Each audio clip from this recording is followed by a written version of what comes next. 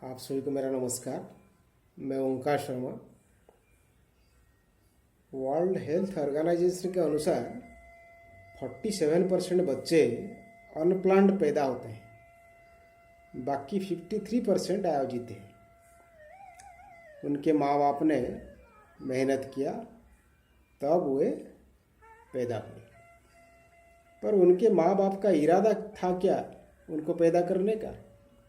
इरादा ये था कि बगले का घर का एक हो गया ना, तो हमको भी चाहिए। उनके बगले के घर का क्या इरादा था? उनके बगले वाले के घर में हो गया तो हमारा भी होना चाहिए। तो कुल मिला करके 99.9% जो संतान हो रहे हैं वो ऐसे ही पैदा हो रहे हैं। कोई नहीं जानता वो क्यों पैदा हो रहे हैं, और फिर जब वो बड़े हो जाते हैं तो वो भी पूछते हैं हम क्यों पैदा हुए। जवाब देने वाला कोई मिलते ही नहीं। भाई, हम एक काम करने जा रहे हैं तो हमें पता नहीं कि हम क्यों वो काम करने जा रहे हैं। हम 10 रुपये में कुछ खरीदते हैं घर के लिए तो हम नाप तोल करते हैं, और ये हमें पता है कि हम जो खरीदते हैं वो क्या काम में लगेगा। लेकिन घर में हम एक बच्चा पैदा करने जा रहे हैं तो ये हमें पता होना चाहिए कि नहीं कि हम क्या और क्यों ये करने जा रहे हैं। क्या हम ये आंसर देंगे कि मेरी बुआ जी, मेरी ताई जी, मेरा अम्मा ने पैदा किया था तो मेरा बीबी भी पैदा करेगी, ऐसे जवाब दे देंगे तो बात खत्म। लेकिन अपने ज़िंदगी के प्रति हम ईमानदार हैं तो अपने आप से हम ये पूछें कि ये मैंने क्या करने जा रहा हूँ और क्यों। ये कोई तमाशा है क्या? ये कोई टीवी सीरियल है या पिक्चर का खेल है क्या कि जो कुछ भी पर्दे में चल रहा है वो मैं भी कर डालूँगा? ये बहुत निजी बात है, इसका आत्मा के साथ बहुत संबंध है। हम एक नए व्यक्ति को घर में तथा संसार में लाने जा रहे हैं। हम समझना भी नहीं चाहते हैं कि हम जो कर रहे हैं क्यों कर रहे हैं। कौवा कबूतर बच्चे दिया तो मैं भी दूंगी। हम ऐसे जीना चाहते हैं क्या? हम जानना नहीं चाहते हैं कि जीव क्या है। अगर हमको भी पता नहीं है कि हम कौन हैं और हमारा जन्म का अर्थ क्या है, तो और एक को जन्म देने के लिए हम क्यों करना चाहते हैं? पहले तो हम व्यक्तिगत रूप में दोषी हो गए, और जिसको हम जन्म दिया हम उसके प्रति भी अपराधी हो गए। ना हम जन्म को जानते हैं, ना जीवन को, ना मृत्यु को समझते हैं। फिर एक नए प्राणी को जन्म क्यों देंगे? ये अपराध है या नहीं है? जैसे हमको पता नहीं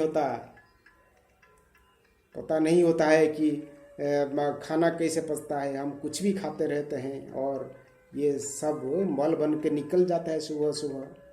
उसी तरह हमारी शरीर से एक जीवित पदार्थ निकल जाता है, वो है शिशु।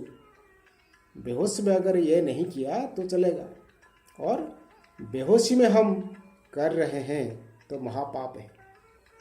बेहोशी में कुछ भी किया जाता है तो पाप तो है ना। तो बेहोशी में की गई सब पाप से बड़ा पाप ये है। हम बेहोशी में किसी को अगर हत्या कर देंगे तो ये छोटा पाप है, लेकिन अगर हम बेहोशी में किसी को जन्म दे दिया तो ये पापों में महापाप है। जो जन्म देने को इच्छुक हैं, तो मैं नहीं कह रहा हूँ कि जन्म नहीं दें, पर पहले थोड़ा बोध करेंगे, थोड़ा सोचेंगे। हमारे समझ में ये नहीं आता कि प्रकृति क्या खेल रहा है हमारे साथ। प्रकृति को भी ये पता है कि अगर हम होश में रहेंगे तो ये काम हम करेंगे नहीं। होश में रहते हुए अगर हम संतान पैदा कर सकें तो शुभ है। बेहोशी में अगर हम पशुओं की तरह बच्चे पैदा करते हैं तो ये हमारा पागलपन है।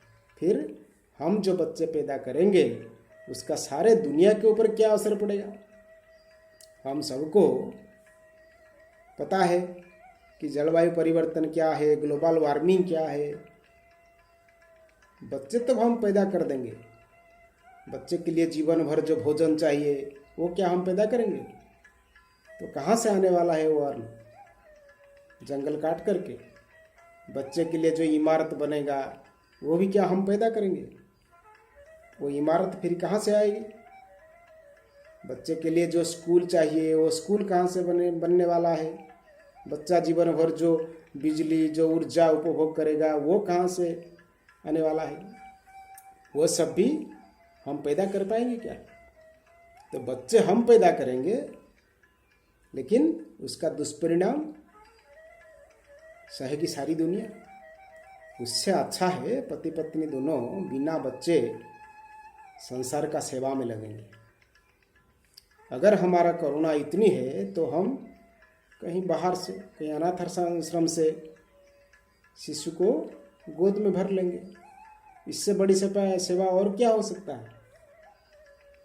हमारी औरस से जन्मी संतान अच्छा आदमी बनेगा, फिर वो शाकाहारी होगा कि नहीं होगा ये भी तो हमको पता नहीं है। फिर हम कहेंगे कि ये तो हमारा पर्सनल मैटर है। और एक बात, अगर हमारा बच्चे नहीं हो रहे हैं तो इसको हम ईश्वर के आशीर्वाद मानकर ज़्यादा समय जनहित में लगा सकते हैं। तो इसी काम को एक जिम्मेदारी नागरिक की तरह लेंगे। हमको पता होना चाहिए कि हम क्या करने जा रहे हैं। इसका अर्थ ये नहीं है कि हम बंध्याकरण का समर्थक हैं। हम ये नहीं कहते हैं कि सब निसंतान रह जाएं। हमको भी पता है कि मानव प्रजाति को आगे बढ़ाने के लिए बच्चा चाहिए, पर प्रश्न ये है कि बच्चे कैसे आएंगे? हमारी अंधेरी बेहोशी से या होश की प्रकाश से? और कितने आएंगे बच्चे? कैसे आएंगे और कितने आएंगे? ये प्रश्न सभी को पूछ रहा हूँ। ये हर के लिए एक प्रश्न है कि जिन लोगों के एक बच्चे हैं फिर वो दूसरे की तैयारी कर रहे हैं। हम कुत्ता कौवा नहीं हैं, हम इंसान हैं भाई। इंसान का निशानी क्या होता है? शरीर नहीं, शरीर के भीतर चेतना, समझदारी। नहीं तो इंसान और जानवर के बीच अंतर क्या है अगर समझदारी नहीं है? तो ये पशुओं के काम है कि संतान उत्पत्ति करे ही जा रहे हैं। पशु भी एक सीमा तक जाके रुक जाता है। इंसान पशु से भी आगे बढ़ जाता है। कामी कुत्ता एक दिन अंतर रहे उदास। कुत्ते की काम वासना चढ़ने की कुछ दिन आते हैं। वर्ष के बाकी समय में वो काम के प्रति उदासीन रहता है। कामी कुत्ता एक दिन अनतर रहे उदास, बाकी समय पर वो उदास रहता है। कामी पुरुष कुत्ता सदा 6 ऋतु 12 मास। आदमी पूरी सृष्टि में अकेला जीव है जो कि 6 ऋतु 12 मास काम वासना में घुसा रहता है। उसकी कोई सीमा नहीं है कि कब रुकना है। जनवरी से दिसंबर तक मैटरनिटी हॉस्पिटल खचाखच भरा रहता है। जो भी करना है जरा सोच समझ के करें। ये ठीक नहीं है कि सब ऐसा कर रहे हैं हम भी करेंगे। बुढ़ापे में हमारा क्या होगा? बुढ़ापे के लिए स्वास्थ्य अच्छा रखें। बुढ़ापे के लिए इतनी फिक्री है तो शरीर को मजबूत बनाएं। बुढ़ापा ठीक रहे इसीलिए मैं बच्चा पैदा कर रहा हूँ। तो बच्चा नर्स है क्या? कितने लोगों की बच्चे बुढ़ापे में आते हैं उनके नर्स बनने। ये सब वृद्धाश्रम फिर किस लिए हैं?